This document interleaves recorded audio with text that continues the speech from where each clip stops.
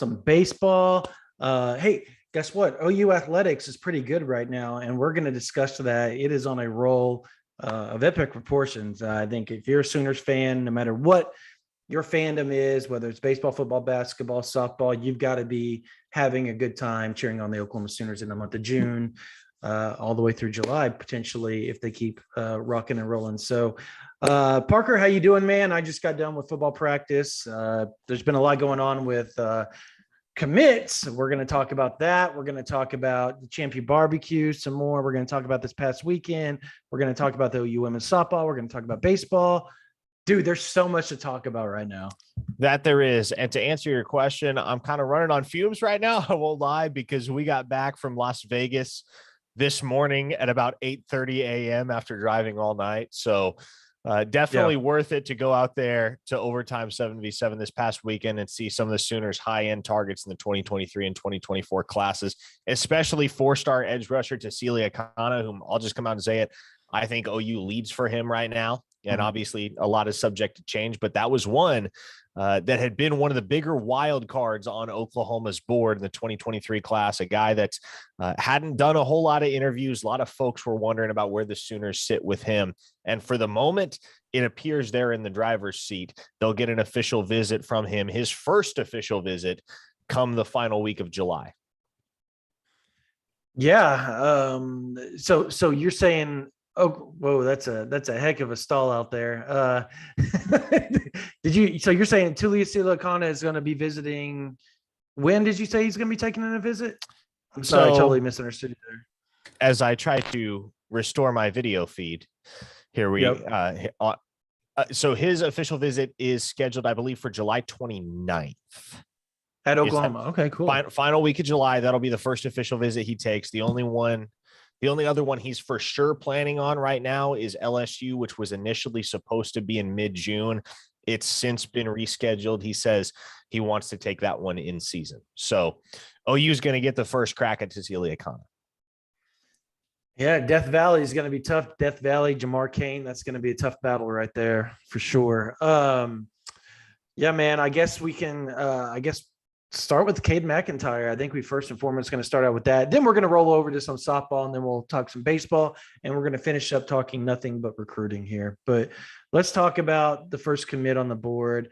Cade McIntyre, 3-star athlete out of Nebraska. Look, everybody's kind of questioning that offer. They're questioning. I mean, I get it. You know, people kind of, I don't know, man. They feel like Oklahoma could go after somebody, but you and I have seen his tape. You and I have evaluated him. You and I both know what he can be at the tight end position. And ultimately, that's what we feel he's going to end up playing. And, with Joe John helping him, developing him, we feel like he can be really good.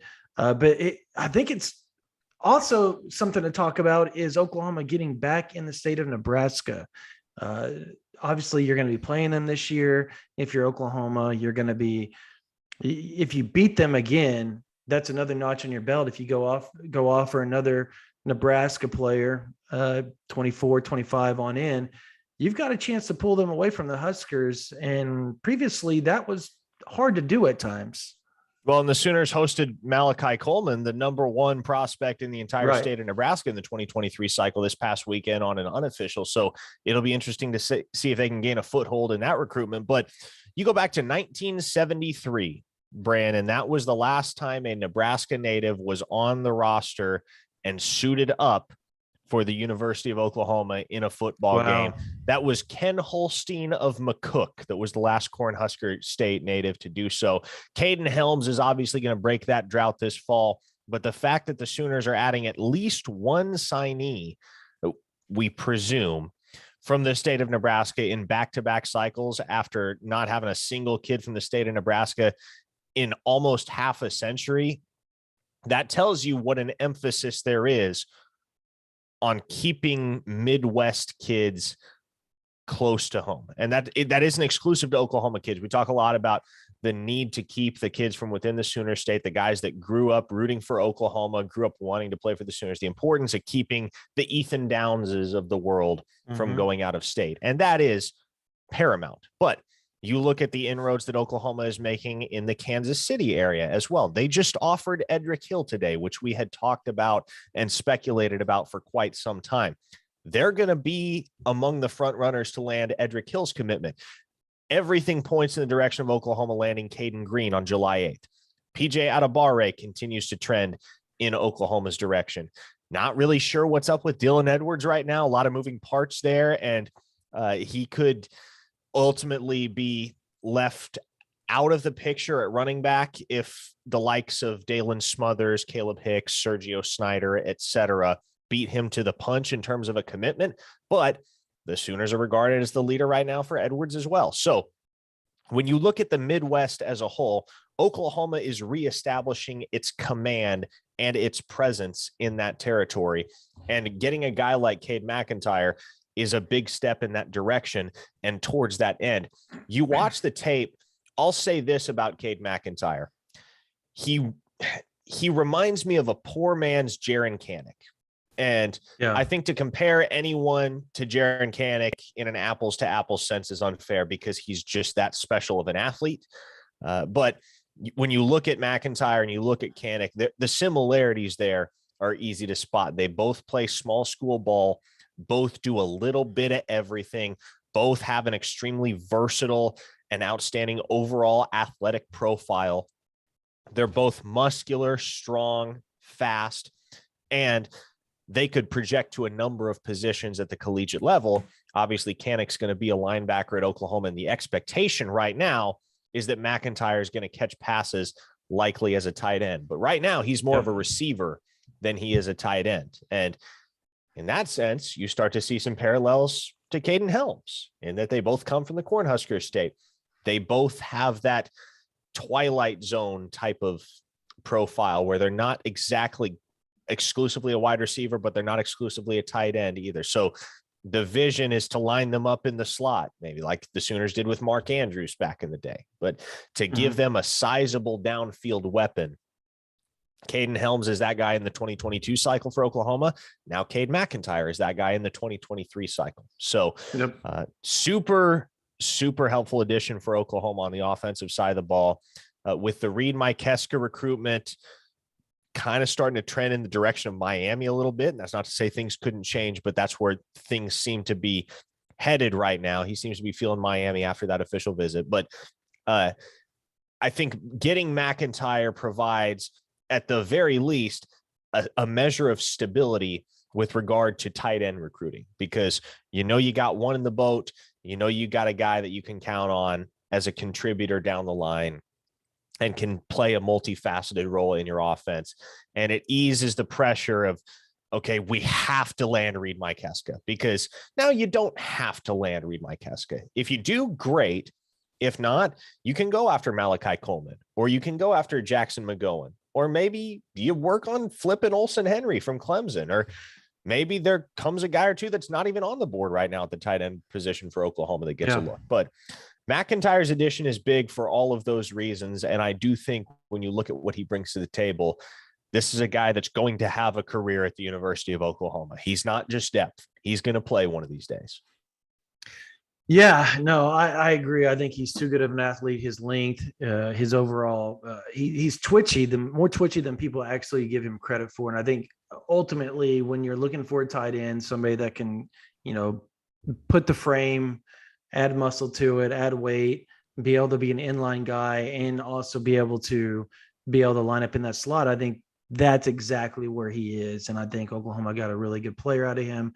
And I do think he's also going to move up the rankings. I'm not saying he's going to be a 4-star, but I could see him being in the 88.5, 89.5 range before it's all said and done. And, kind of pushing towards that 4-star ranking or close to it before it's all said and done. I think one thing that might hold him back is being the C2, obviously, division in Nebraska, coming from a smaller division, small schools.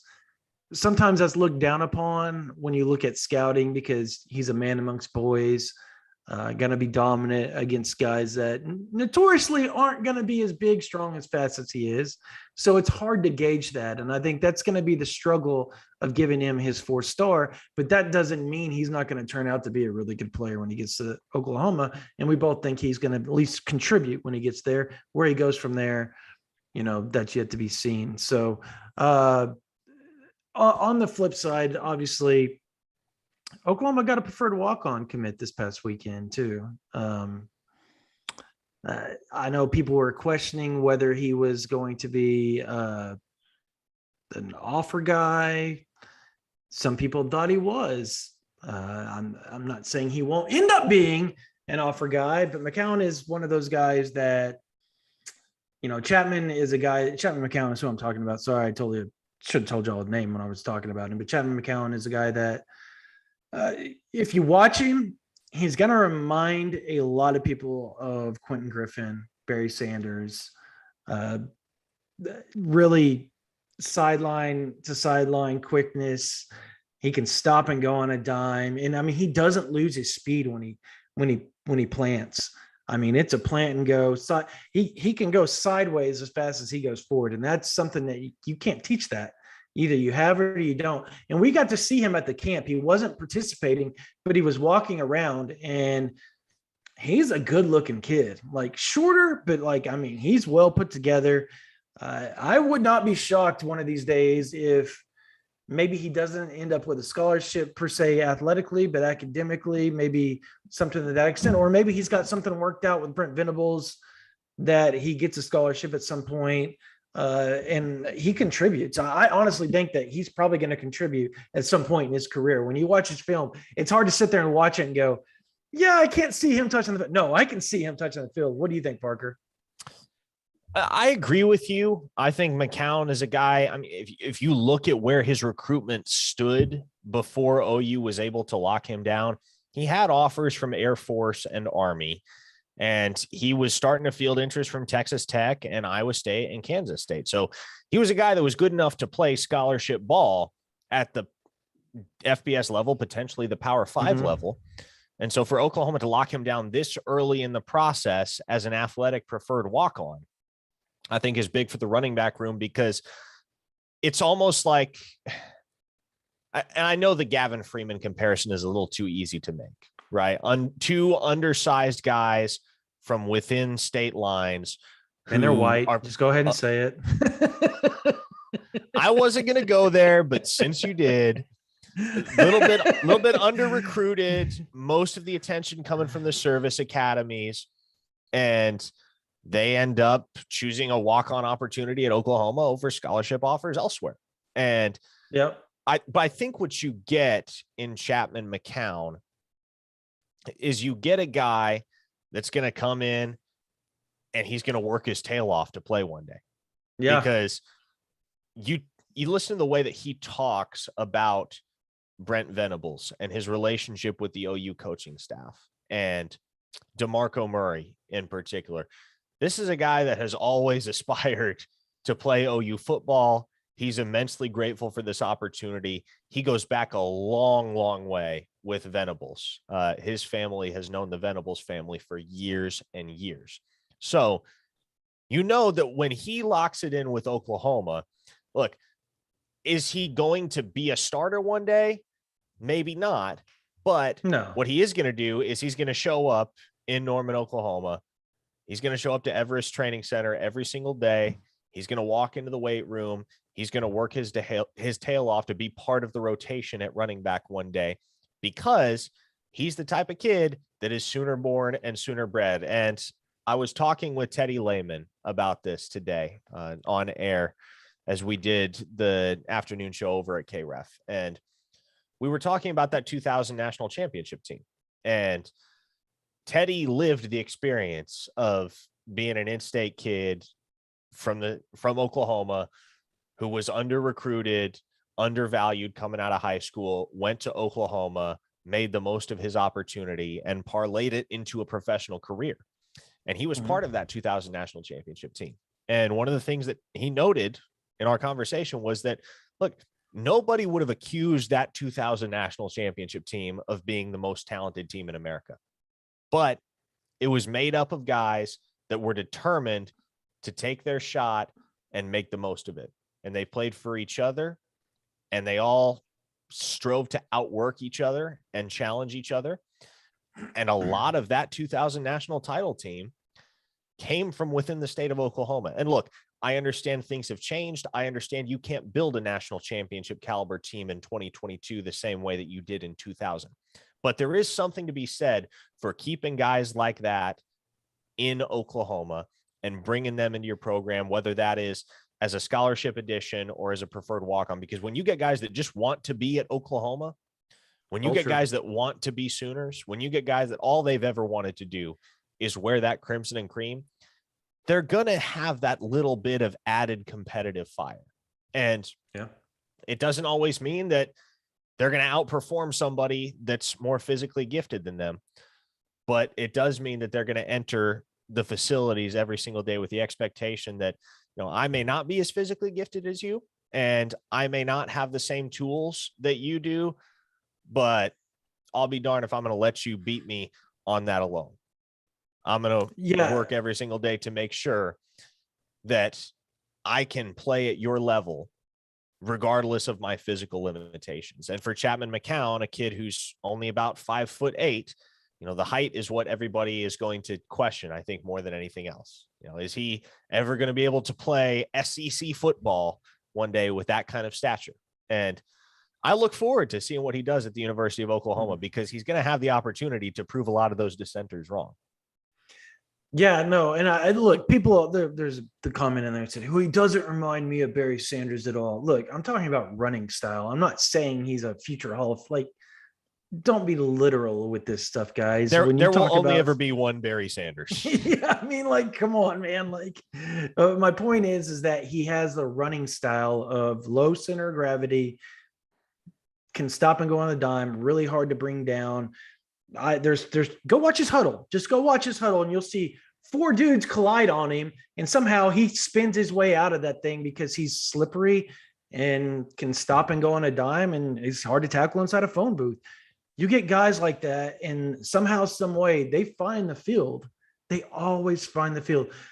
I'm willing to bet when he was younger, being a smaller guy, potentially, I don't know his upbringing, obviously, that people may have questioned high school. And now look at him. He's one of the best running backs in this region. So, I mean, you never know. You don't want to sit there and pigeonhole a kid just because he's a walk-on and say, he's not going to be able to play.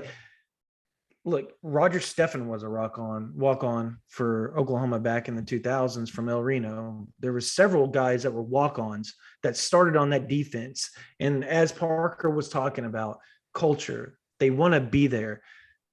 They're going to the weight room and working really hard. And the second they show up, one of those scholarship 4 or 5-star guys that Oklahoma has on the roster, that's going to light a fire in that 4 or 5-star guy, because he's not going to be shown up by that preferred walk-on ever again. And when you start getting that, it's a domino effect. Each and every day, work harder. And next thing you know, you never know what you have. You may have a few walk-ons sprinkled in the depth chart, but those walk-ons have earned their position. They've earned their title to be on that field. And I'm willing to bet that Venables isn't going to put anybody on the field that he thinks is going to get to be. Just throwing exactly. And everybody is going to say, well, Baker Mayfield, right? And that's putting unrealistic expectations on any walk-on, because Baker Mayfield's the only walk-on ever. That's why I went Roger Steffen route. So he's set the standard. But at the same time, you bring up a good example in Roger Steffen. I can name a couple more. Nick Basquin is a recent one that comes to mind. And so was Nick Basquin a superstar at the University of Oklahoma? No one would have accused him of being really good. But he was a contributor in an elite offense. Lee Morris took the exact same path. Trent Rattery at the exact same time. And Trent Rattery. Exactly, Trent Rattery. So it is not as if it is unprecedented for a walk-on to make his way onto the field and even into a starting role at the University of Oklahoma. So Dom Whaley. Again, we can go on and on. And so again, we're not, nobody is going to put Baker Mayfield, Barry Sanders expectations on Chapman McCown's shoulders. No. But at the same time, you are getting a pretty dang good football player and one that could see the field one day in the Crimson and Cream.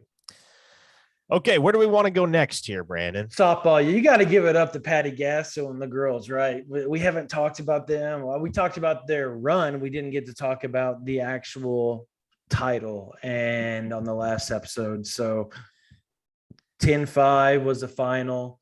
They were dominant. I was there. When Troutman came in and they pulled Allo out, it kind of seemed like Oklahoma lost their fire a little bit. And Troutman kind of got a little bit antsy because she was hoping to close it out 1, 2, 3. And when that didn't happen, you could kind of see she was getting frustrated a little bit in that final inning. But look, that whole squad is unbelievable. And then they go out and get the Big Ten Pitcher of the Year to come and transfer to them. How about that?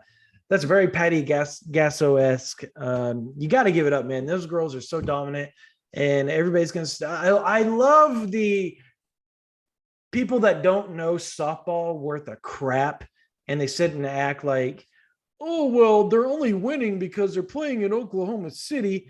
Dude, they've been playing Oklahoma City for almost 30 years, over 30 years, and now all of a sudden it's a big deal because Oklahoma's dominant. That's the only reason why. Nobody made a big deal when Arizona and UCLA was winning every year, but it's Oklahoma. So anyways, look, they're the greatest softball team of all time. I'm here to say it. It's going to be hard to duplicate them. The crazy part is they return so many girls next year. And not just that, you got Jennings coming back. I'm trying to think everybody off the top. Obviously, you got Ball, Jennings. Help me out here, Parker. I'm trying to think of everybody that's coming. Comes back. Grace Lyons. You'll have Jada Coleman back. Yep. I mean, ridiculous. Like, I think I counted only 4 actual people that aren't going to be back, girls that aren't going to be back through that whole roster. And then they're going to add the top player in the country, the top hitter, the top pitcher. And then you get the transfer of the best pitcher in the Big Ten. Can we say three-peat? I think we probably can and feel pretty comfortable with it, right? I think they'll be the favorite, certainly. Yeah. And I think they'll have a chance to be just as good as that. What was their final mark on the year? 59-3, something like that. They'll have the chance to be just as good next year as they were this year. And obviously you lose Jocelyn Allo. That hurts. Won't pretend that it doesn't. But she's okay. She's all right. at the same time, when you can bring in high impact transfers, the best of the best via the portal, it's just a consistent trickle down effect where as your team and as your young players mature and grow older and become the veterans, and they can help Patty Gasso continually establish the standard and set the tone for the culture in that locker room.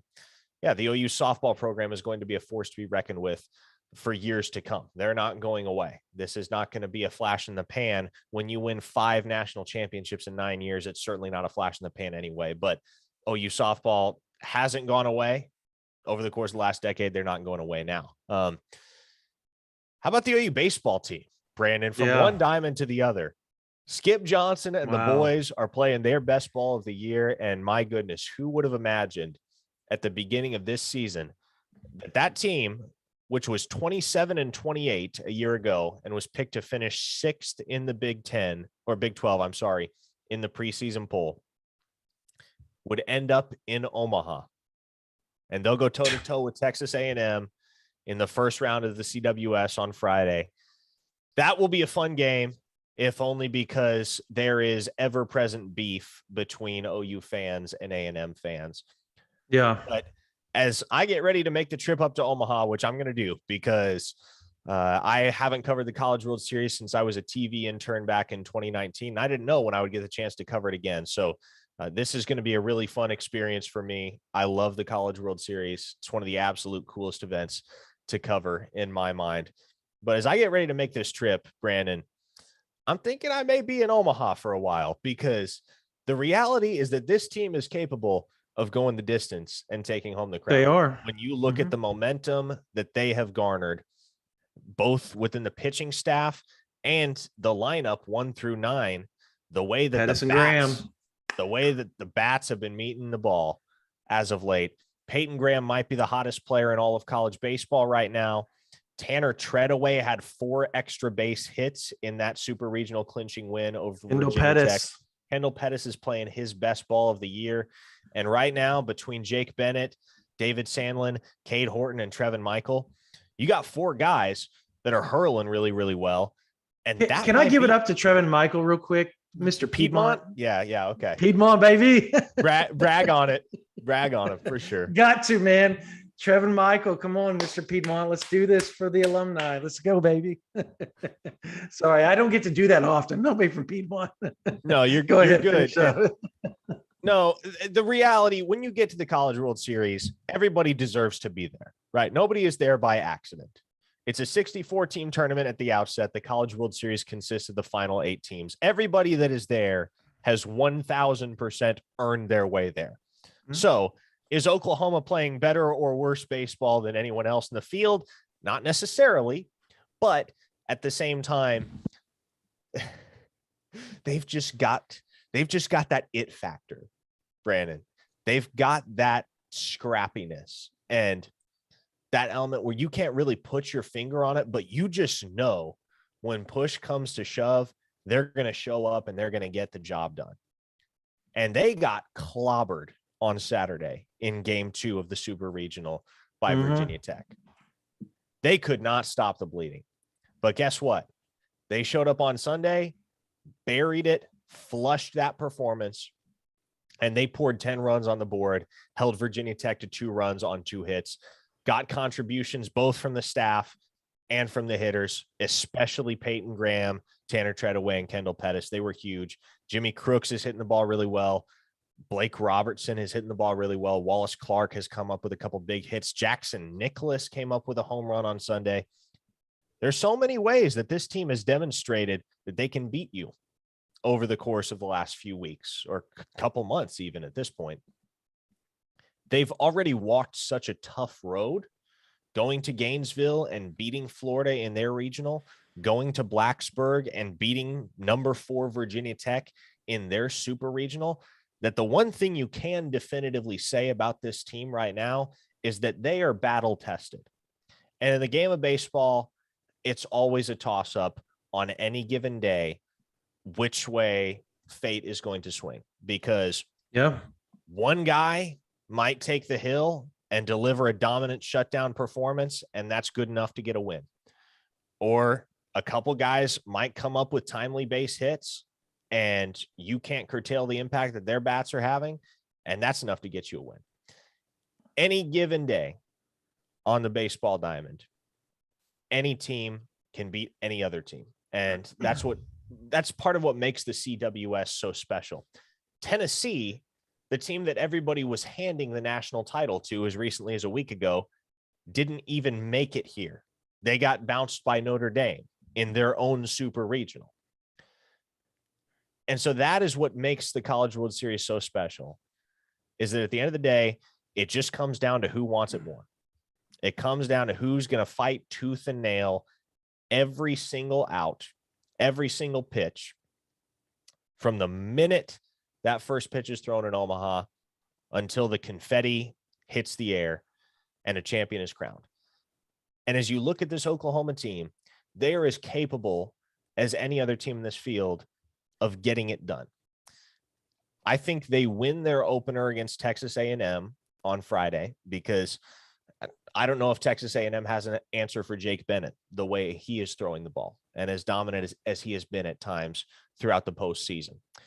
After that, all bets are off. We don't know how the rest of the bracket is going to shake out. But if the Sooners can open with a win and build some momentum, you feel really, really good about this team's chances to make a deep run in Omaha. And what's important to remember as well is that it's a double elimination tournament. So you can afford to lay an egg. Everybody can. If you just don't have it on any given day, you can come back the next day with your back against the wall, and you have the opportunity to respond. You have the opportunity to come up with an answer. And time again throughout this postseason in particular, we've seen this OU baseball team come up with an answer when their backs are against the wall, whether that was in the regional against Florida or in the supers against Virginia Tech. They entered the postseason playing such good ball. They'd won 5 straight series, I believe, heading into it. So this team is battle tested. They're hot, and they've demonstrated that when it's all on the line, they can deliver. I'm really excited to see what they do this weekend. Yeah, so am I. I honestly, I think somebody was showing, I can't remember who it was on Twitter, was showing who they picked to go. And I think they had Oklahoma as the runner-up. So maybe making it to the finals because they thought they were hot. I don't remember who they had winning, but I think they picked Oklahoma to be the runner-up. So Oklahoma is kind of the flavor of the month pick right now because of how hot they are and how they got to the College World Series. Who they went through wasn't an easy route with Florida and Virginia Tech. So look, they've got a chance to do something really well. Skip Johnson, I think he deserved this because that 2020 squad probably would have won it all if you actually look back at that roster, or at least had a chance to do it. They would have gone to Omaha. Really, yeah. So they would have. For him to be able to 2 years later to have a roster that is able to do that again, that's good for him. I mean, he's recruited so well. A lot of people don't realize how good he's recruited because a lot of that talent has ended up going off to the minor leagues and stuff through the draft, but he's done a really good job of building that roster nonetheless. And through the transfer portal, through just development. I mean, they've done a miraculous job, and here they are fighting for a national title in the College World Series, first time since 2010. So good on Skip Johnson and the Oklahoma Sooners. Go ahead. If you got something else. I was about to say, let's circle back around to the official visitors that were in town this past weekend. So you had 4-star edge rusher Colton Vosick, 4-star linebacker Lewis Carter, 4-star wideout Cole Adams. You had Cade McIntyre, who's already committed. You had Chapman McCown. And who am I missing, Brandon? 4-star running back Caleb Hicks. Bingo. Yep. Whom we both have entered OU Crystal Balls for in the last 48 hours. Yeah, we'll get into that here in just a minute.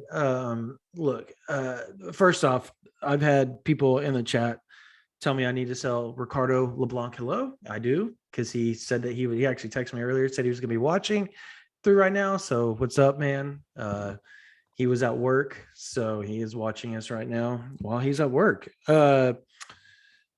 Yeah, Lewis Carter. I think everybody needs to know Tampa. He's out of Tampa. He's a 4-star linebacker out of Tampa, much like Bowles. And I'll tell you this much. Oklahoma has a really good shot here. The thing you got to watch out for is Auburn, and for 2 reasons. And the 2 reasons are on his own team. And it's because his head coach graduated from Auburn, and so did his position coach. They both graduated, played at Auburn. So I think he's going to be taking an official to Auburn this weekend.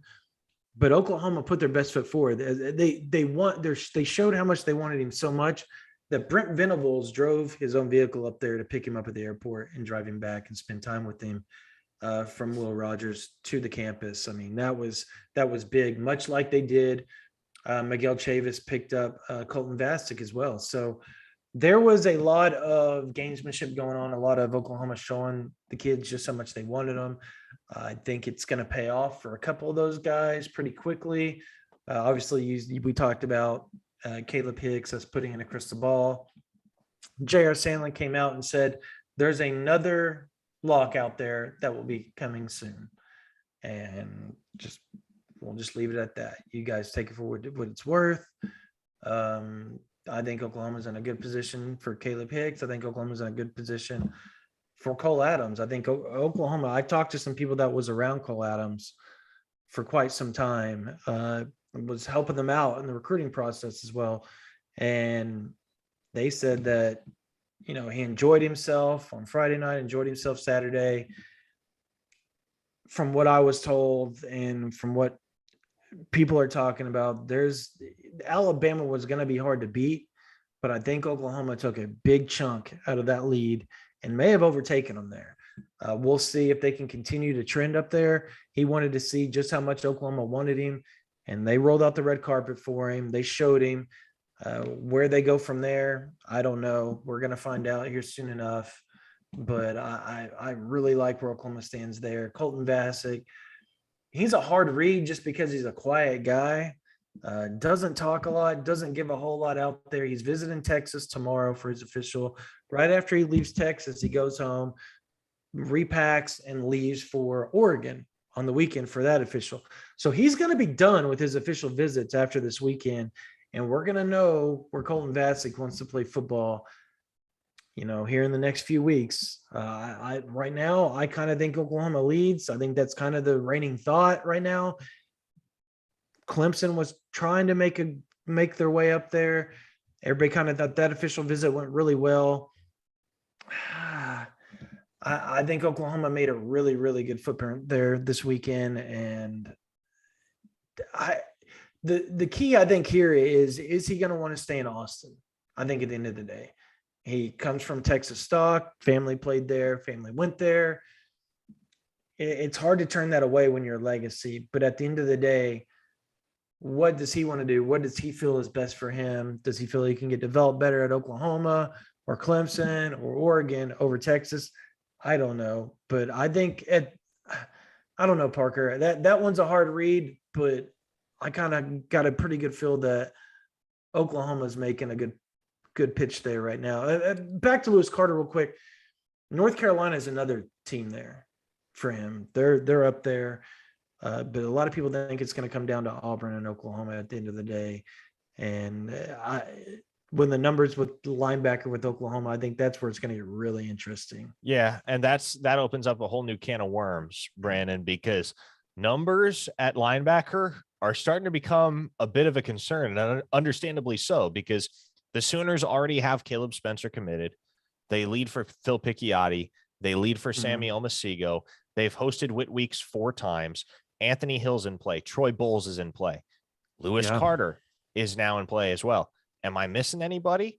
I don't think so. But with as many linebackers are in the picture right now for Oklahoma, I wouldn't be surprised if there's one just slipping my mind. But that's 7 linebackers. Yeah, right off the top of my head, that Oklahoma is in very, very good position for. That's not to say they lead for all 7 or that all 7 are going to want to try and commit to Oklahoma. But that is to say that you get a linebacker. Yeah, exactly. Any of those 7 guys could be a member of this OU 2023 class, and it wouldn't shock us. Right. So that is where numbers, you're going to start to feel the crunch.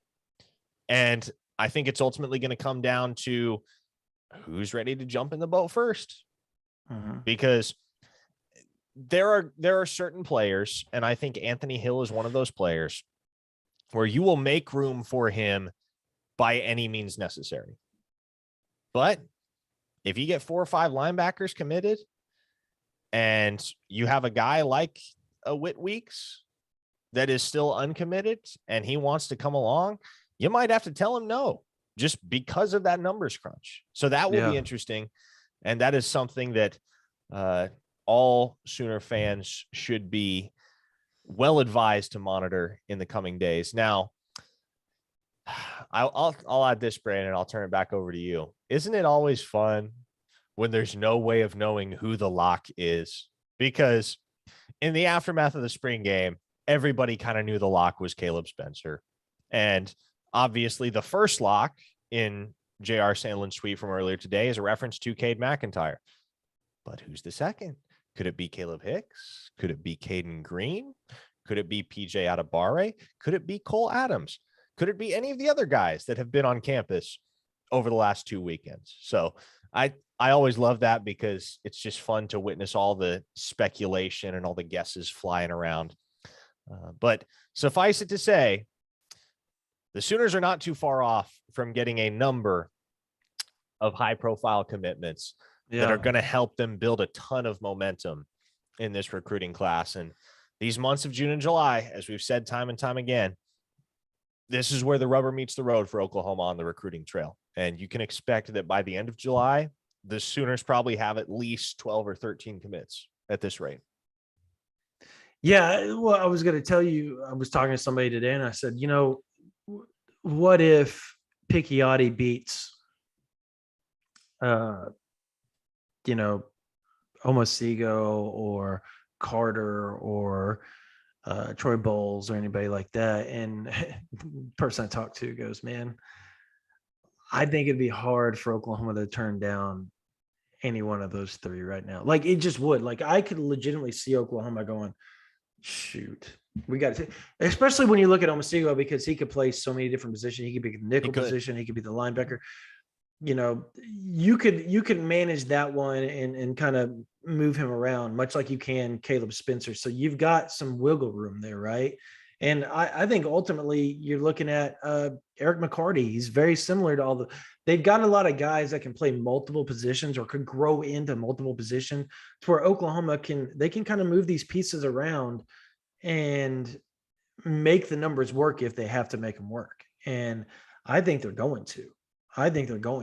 So I could see Oklahoma signing 26, 27, 28 guys at the end of the day and just saying, look, we just may not sign, maybe in 24, we'll sign 25, and maybe in 25, maybe sign 23 or 24, kind of try to get that number down to where they have enough to keep the 81, or maybe they don't go after as many transfers. I mean, I don't know. I don't know how they'll make the numbers work, but I think they'll find a way to make that work if they think highly enough of those players. I know people have questions right now. So if you have questions, get them in right now. Did you see any questions by chance going through here? I haven't been really looking at the chat all that much while we've been talking, but yeah, well, Ryan says I'll pay for 3 tanks of someone's gas if they can tell me who the lock is. I'm tempted to spill it. I know, right? Well, Peyton Bowen. There's people talking about Peyton Bowen. Do we want to get into the Peyton Bowen sweepstakes? I know, maybe not. I don't know. I feel like it's something we have to get into. Well, I don't want to dive too much into it though. Like as far as like what, like, look, Oklahoma's still in it. I'll put it to you like that. We're gonna have some information on OU Insider here in the next few days. I know that's leaving a lot of the free guys hanging, but the good news is it's 60% off. I mean, and I'm not doing this on purpose. The reason I'm doing this, and 60% off ends tonight, by the way. So you can get a year for $43 or whatever, and it's usually 108. And it's worth it. Yeah, it's very much worth it. I mean, we drop notes every day. But the reason why I don't want to say it publicly is because I don't want some things out there that probably don't need to be out there right just yet. But yeah, he did take an official visit to Notre Dame this past weekend. I'll just put you like this. I wouldn't be shocked to see him back in Norman within the next 7 to 10 days. So we'll leave it at that. And we'll just say that is still very much in play, even after the official to Notre Dame. People are asking about Peyton Kirkland. Still think Oklahoma's in a really good spot there. Talked to some people today about him. Text him as well. Like, mom's moving to Houston. Don't be shocked if he's a Sooner. I mean, Florida's going to give Oklahoma a run for the money. Miami's going to give Oklahoma a run for money. But at the end of the day, does he want to be 15, 20 hours from mom, or does he want to be 6 hours or 5.5 hours from mom? I think that's where the question is going to come in. And I don't know. Right now, I'm leaning Oklahoma. Steve Wiltfong's leaning Oklahoma, even though he has a crystal ball in for Florida. He just hasn't switched it because it's that close. But he came out and said the other day, look, he thinks Oklahoma's trending for Peyton Kirkland. So I think that's another one that Oklahoma's in a really good spot for. David Hicks was at Miami this past weekend. They're a quiet, trending team for him. I'll put it to you like this. But at the end of the day, he's going to take 2 official visits during the season, and that's Texas A&M and Oklahoma. And that's why I think Texas A&M and Oklahoma are going to be kind of the final 2 at the end of the day. And if Oklahoma's having a better season than Texas A&M with the 20 defensive linemen they already have on campus, I could totally see Oklahoma winning that battle, especially if the defense performs like we all think it could this season. So do you see any other good questions in there, Parker? Let me sift through here. see if there's any information on wide receivers for OU. Go for it. Any information on wide receivers for OU? Yep. Well, I do think with regard to the wide receiver position, you have Keon Brown committed. That was kind of a surprise. It was a nice little out of nowhere answer for a big glaring question in the aftermath of Ashton Cozart's commitment, which is, where does the size come from in the class of 2023 at the wide receiver position? Because everybody else on the board for OU was kind of in that, 5'11", 6 foot, more speed than size type of mold. But getting a guy like Keon Brown is big because he can run and he's agile, he can move, but he's also 6'3", 190. And so he's a guy that you can throw a jump ball to him, which I don't know if it's as easy to say that about all the other wide receivers that Oklahoma is in the mix for. But obviously Cole Adams is an OU Alabama battle right now. It's going to be one of those two schools. It's going to be he's wearing crimson in Norman or he's wearing crimson in Tuscaloosa. That's the long and short of it. Jaquazi Petaway is a guy that there have been some interesting rumblings about. And there is a thought that he may not end up taking his Texas official visit this coming weekend. He ended up canceling his Ole Miss official visit this past weekend after he was at OU the previous weekend. So I will tell you this much. Right now, there are a lot of people that feel that OU leads for Jaquazi Petaway. That is a national top 50 player. That would be a huge addition in this class for Oklahoma. That would be a statement victory on the recruiting trail over Texas and over Ohio State and over Texas A&M and over LSU, as well as Ole Miss. So if OU can close that one down, and there's a belief right now that they're in position to do so, that's huge. Now, as far as Mikhail Harrison Pilot, that's a guy that we've talked pretty extensively about on OU Insider and on this live series. That one seems to me like a battle between OU and Cal right now. And Texas is in the mix. I don't want to completely discount that. But it seems to me right now, in talking to him and in talking to sources with knowledge of that recruitment, the two schools that he's most comfortable with right now, and not necessarily in this order, are OU and Cal. Now, his dad played at Houston. He lives not too far away from Houston in Temple, Texas. And so that is always kind of in the background as the safe option. Right? That's you, and you don't want to completely call it a fallback because I don't want to disrespect Houston like that. And they're in his top 5 as well. But right now, it would seem that OU and Cal are the two schools best positioned to land his commitment. I think it just comes down to timeline here because if he's willing to shut it down prior to October, November, then he's probably got a spot at Oklahoma. If not, OU might be full at wide receiver by then, the way things are going right now. Because you got Keon Brown. They made him reschedule it too, right? Yes. So he is, his official visit is kind of still hanging in the balance as far as an exact day, but it has not happened yet. Now I'm trying to think who else is on the board for Oklahoma at wide receiver. You have Jaden. You have Anthony Evans and you have Jaden Greathouse. Jaden Greathouse, it feels like he ends up at either Notre Dame or Texas. Those are kind of the two right now that have separated themselves from the rest. With Anthony Evans, Oklahoma might lead right now. There are those that believe that is the case. And I think I would probably tend to agree at this point in time, but you have Georgia and Penn State looming as well. So A&M just offered too. And you got A&M in the picture. As his teammates committed to A&M. So that is one to watch as well. Not necessarily one that Oklahoma is out of the woods on, although they are in really good position for Anthony Evans as well. So, you got your size in Keon Brown, and Jaquazi Petaway is a guy that's got a lot of speed. And if you can lock him down, that's quite the thunder and lightning combination to kick off your class at the wide receiver position. And then who knows with Cole Adams, man. But like I said, it's OU or Alabama.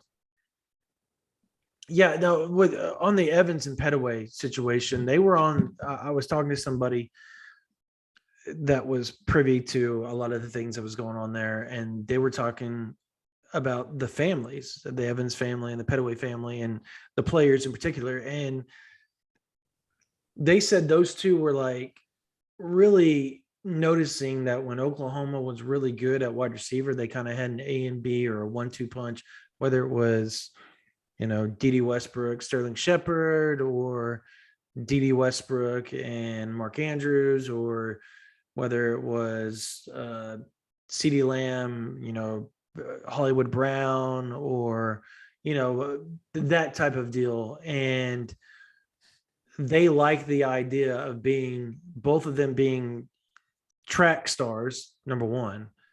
Number two, both of them being wide receivers that could play on opposite sides and really cause a problem for the defense. And that was something the parents and the players both kind of looked at each other and were like, look, and you got Jackson Arnold coming in, 5-star quarterback.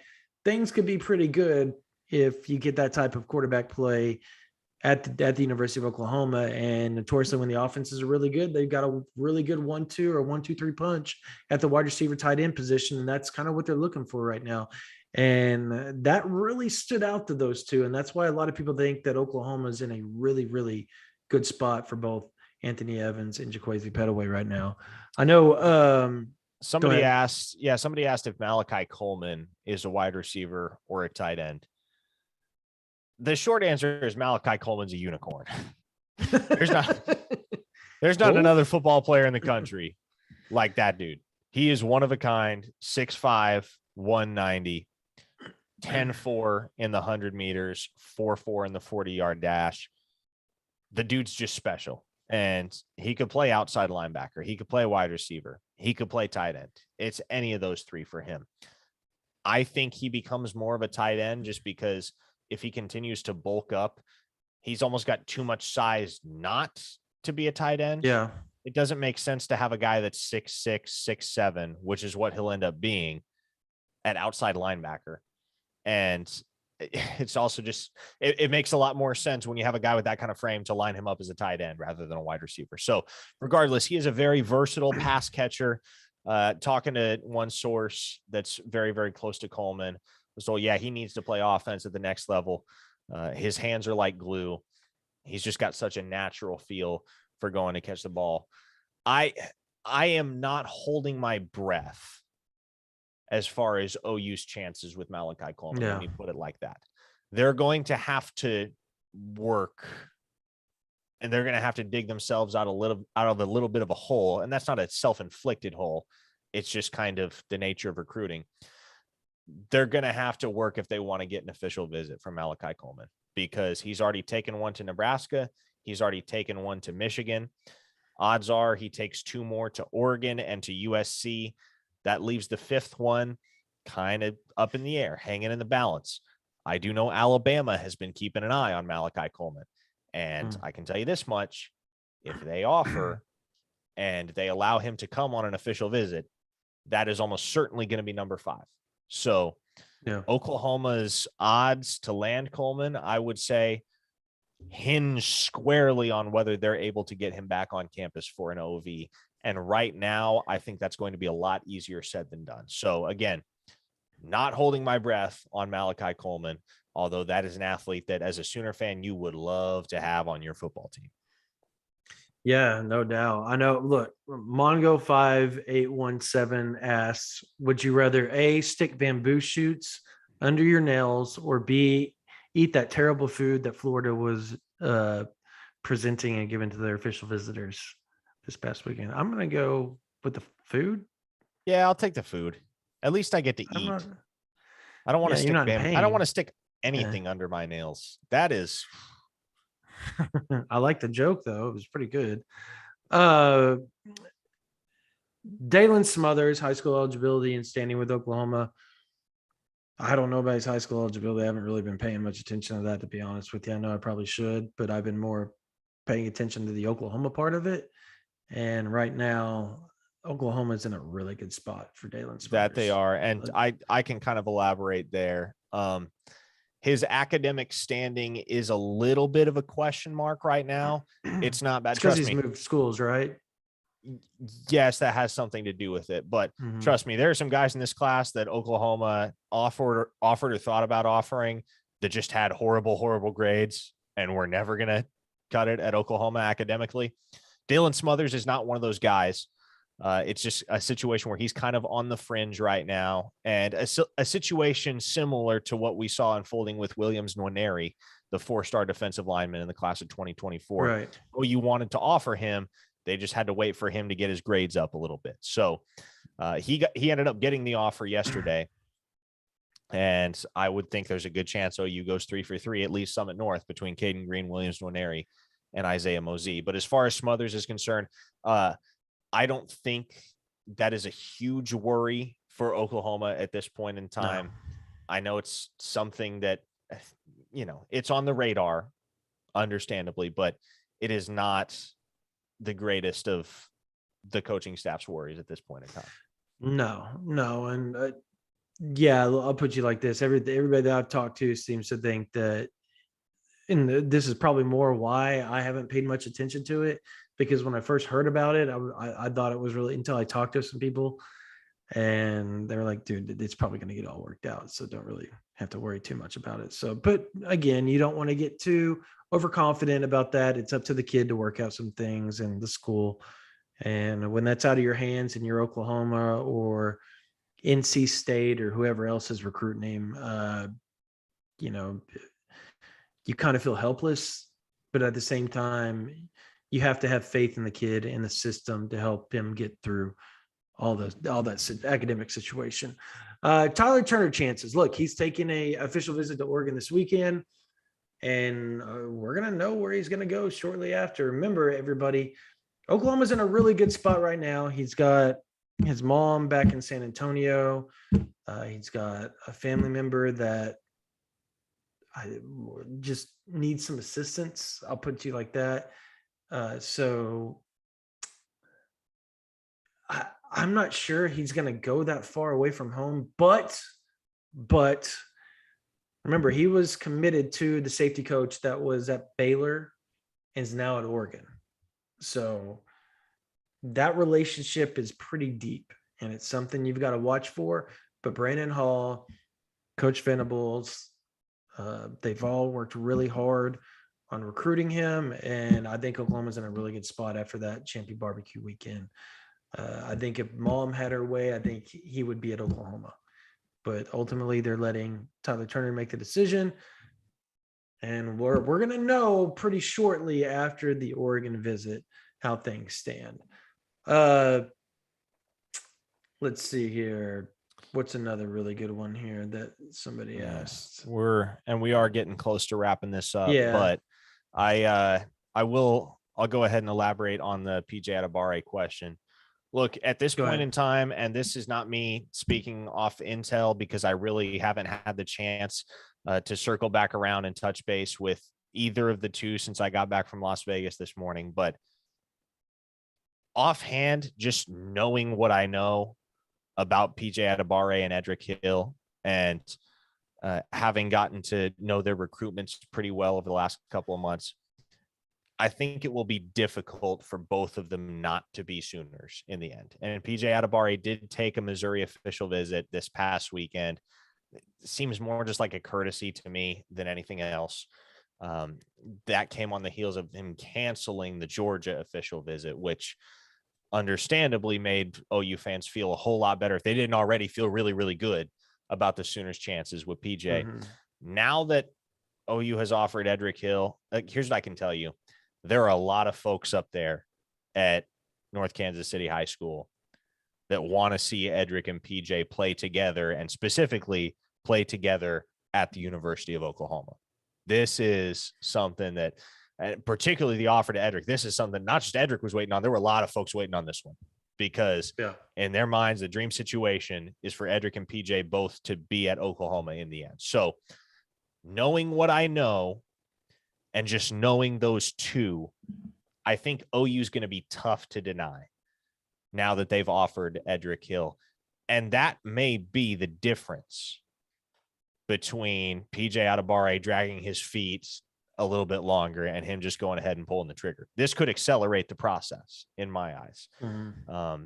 And it's not the type of thing that's going to happen overnight. You're not going to wake up tomorrow and boom, PJ Adebawore is committed to Oklahoma. But I do think that you don't know that, Parker. I do think that offer to Hill substantially increases OU's already excellent chances of landing PJ. And if I had to guess right now, I would say they get both of the NKC studs. I do. I think that. Yeah. I think Oklahoma is going to have, obviously, Tuasili Akana. I think if you're Oklahoma, you have Edric Hill come in July because he wants to get it done. From my understanding, he wants to get it done before the season, much like PJ. And no, not. That's why he's taking all of his visits in June, I thought. So Edric right now is targeting September for his commitment, and obviously that's subject to change. That's before the season. Yeah. There's what date in September is he talking about? Beginning or end? It's not an exact date, but it would be a couple weeks into the season. Okay. Well, I figured he would want to have his mind right. That's my point, is like he wants to know where he's going to go before his decision, before the season type deal. So that's why he was talking about, I think Oklahoma will probably get him in on an official. My guess would be either July or maybe the first game of the season would be my guess, if they were going to do that, which I think they will. Real quickly, how many O linemen do you think that Oklahoma is going to say? I'll say 4. I think Oklahoma will have 4. Yeah. 4. The stuff I sent to you today, the list, I know. Did you look and see who I had predicted in that? Yes, I did. Yeah, it seemed pretty obvious, right? Like they seemed like cut and dry, right? Okay. And then what about Alton Tarver? Did he make it in? I haven't heard. That's one thing I know people keep asking me, and I keep forgetting to ask if Alton Tarver's made it into Oklahoma or not, because I didn't see him at the camps. So that doesn't mean he wasn't there. We didn't see a lot of them, so that doesn't mean anything. There's a lot of guys we didn't run into when we were down at the camps. Micah Tees seems like Oklahoma. I will say this about Micah Tees real quick. I was told on his end, it looks like trying to get back in communication with Oklahoma a little bit. Having said that, Oklahoma's still really sold on him being defense. And if he doesn't want to play defense, then I don't think that's going to happen. I think Oklahoma fans need to wrap their head around that. Like, Oklahoma's pretty cut and dry. Like, when I talked to somebody about Venables and, the recruiting process and Oklahoma and all that, their exact quote to me was this: BV wants dogs. He wants people that can make their mind up. He doesn't want people that are going to go back and forth and not really understand what they're going to do or how they're going to make a decision. So you may see kids taking visits that we say Oklahoma is in a really good spot for, but that's because, and they may not have come out and committed to Oklahoma because obviously they can't take visits, but that's because BV may, or the staff may have had a conversation with the kid and they said, hey, look, go take your visits before you announce your commitment to us.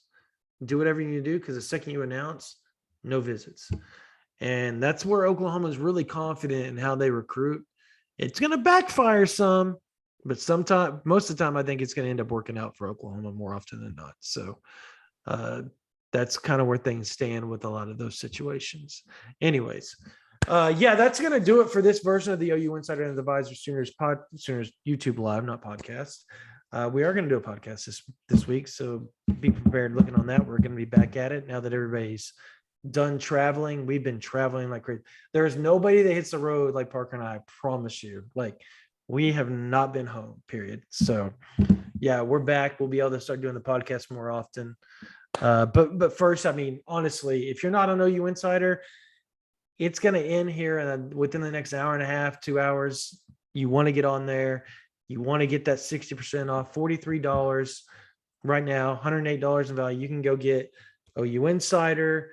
You can go to any 247 site you want to go to. It doesn't matter. And then after that promo ends, after your year's up, so on June 14th of 2023, and you pay the $75 or $108, whatever, for the whole year, you get Paramount Plus to go on with it. You get everything that's entitled 247 plus Paramount Plus. That's $200 and I believe $50 in value for just like $100, $107 after the promo. So, and if you don't want to do that and you want to cancel us and you want to come back and try us month to month and then work your way up to another promo, we don't care, obviously, but we're trying to give you the most bang for your buck. And that is, you work with us with the promo, and then you get, after the first year, you get to go Paramount Plus for free if you pay $108 with OU Insider and 247 Sports.